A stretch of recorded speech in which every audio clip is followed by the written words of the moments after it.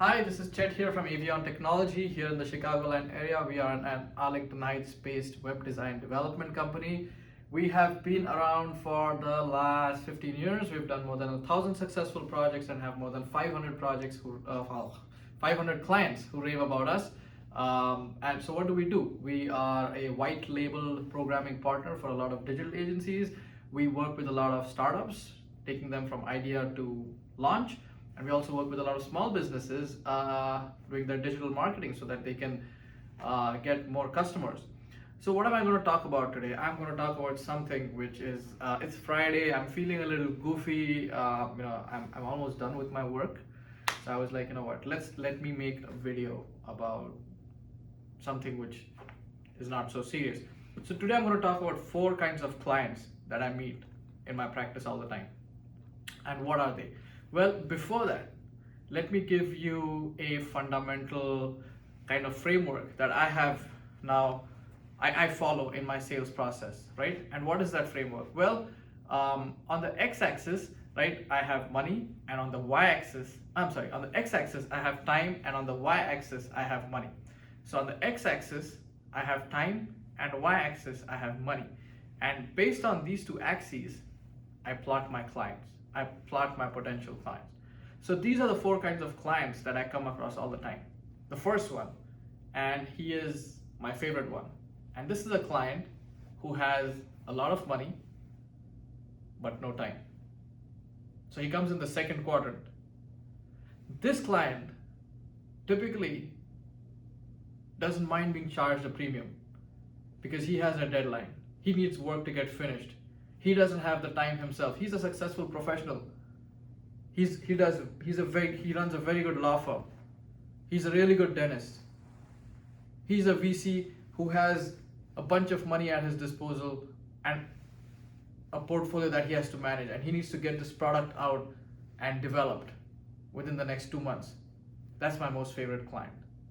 A lot of money, so high up on the y-axis, but no time.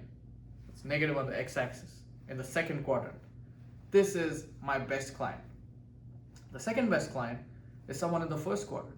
Someone with a lot of money, someone with a lot of time.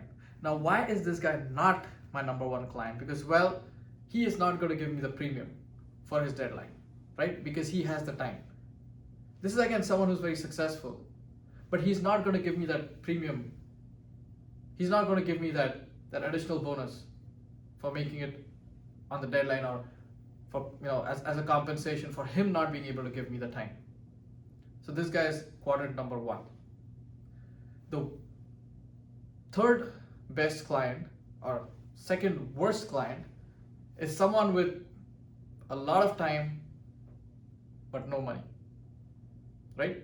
So he's on the 4th quadrant. And this guy is going to be nickel and diming me all the time. He's going to ask for a lot of things to be done for free. He's going to be so fixated on the cost that everything that I send him, he's going to ask me for steep and deep discounts. But at the same time, he has a lot of time with him. So he is actually going to end up eating my bandwidth. Any work that I send his way, he's going to QA it on 20 different browsers and get back to me and say, hey, this does not work the way it should on iPhone 8. And then he would expect me to take care of it, of course, for free, right? Even though it's not in the contract. So this is my third best or my second worst client. And my worst client is someone who doesn't have any money and who doesn't have any time either. And why is that? Because this guy actually ends up being confrontational. This guy ends up being non-responsive. This is the client who, when I send him a proposal, will ask me for a steep discount, will ask me for a very deep discount, will take that discount, and then once the project starts, go away for 2 months, hence locking up not only my profitability, but also my cash flow. So the guy in the 4th quadrant, right, he just locks up my profitability, but he probably pays me on time. He's just locking up my profitability. The guy in the 3rd quadrant ends up locking up both my profitability because he's taken a deep discount, and also my cash flow because he's gone. He doesn't have time. He's probably juggling a lot of other projects. He's gone for 2 months. He'll come back after 3 months and say, "Where's my project?" And I'll be like, "I sent you the scope of work for your signature. I sent you the markups. Did you not get that?" "Oh, I did get it, but I got sidetracked by something else." And he'll probably twist the narrative and end up blaming me for everything. So the second quadrant guy, my favorite guy, right? He's more interested in the work getting done. He signs a check, boom. He's more fixated on the work getting done. The first quadrant guy is more fixated on the work getting done, yes, but he's also, he has time, so he's a little diligent himself. He does a lot of testing, no problem. The fourth quadrant guy, he takes up a lot of my bandwidth. I agree, but it doesn't end up in a confrontation. Sure, I'm a little disappointed. I'm a little, I throw up my hands in the air sometimes, but you know what? That's life. It's the third quadrant guy who I want to fire because he takes away not just my profitability, but also my cash flow. So if you are running a digital agency, at some point in time, this is a very good exercise to do, right? Plot the x-axis on time and plot the y-axis for money and see how your clients line up. If you have most of your clients in the third or the fourth quadrant, that's time when you should really see whether you want them as clients. Remember Pareto, who said that 80% of something happens because of 20% of something. And run that exercise for your digital agency. You will see that 80% of your business comes from 20% of your clients. And 80% of your headache also comes from 20% of your clients. So if you fire those 20% of your clients, and those I am pretty sure will be in the third quadrant, or maybe some of them in the fourth quadrant, you will see that ends up freeing up a lot of your bandwidth. Now, what can you do with that bandwidth? Maybe work more, maybe go for more events and make more connections, or maybe spend more time with your family or spend time in the gym. There's tons of things you can do with that. But what those third and fourth quadrant clients do get for you is a lot of stress, especially the third quadrant ones.